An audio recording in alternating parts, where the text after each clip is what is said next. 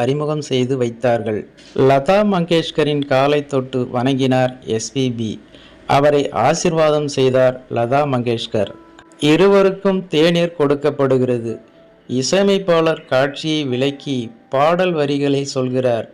அந்த வசனத்தை சொல்லும்போது எஸ்பிபிக்கு கை நடுங்கி லதா மங்கேஷ்கரின் புடவையில் பட்டுவிடுகிறது. ஆனாலும் பாடகி லதா மங்கேஷ்கர் கோபப்படவில்லை. இது நல்ல சென்டிமெண்ட், பாடல் கண்டிப்பாக ஹிட் ஆகும் என சொன்ன பிறகே இயல்பு நிலைக்கு வந்தார் எஸ்பிபி.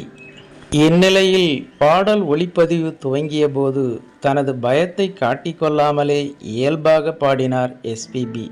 புரியாத மொழி, அருகில் இசை மேதை லதா மங்கேஷ்கர், அதுவும் அப்படி ஒரு வசனம். ஆனாலும் அசத்தலாக பாடி அந்த பாடலுக்கு தேசிய விருது வாங்கினார் பின்னணி பாடகர் எஸ்பி பாலசுப்ரமணியம் என்பது குறிப்பிடத்தக்கது.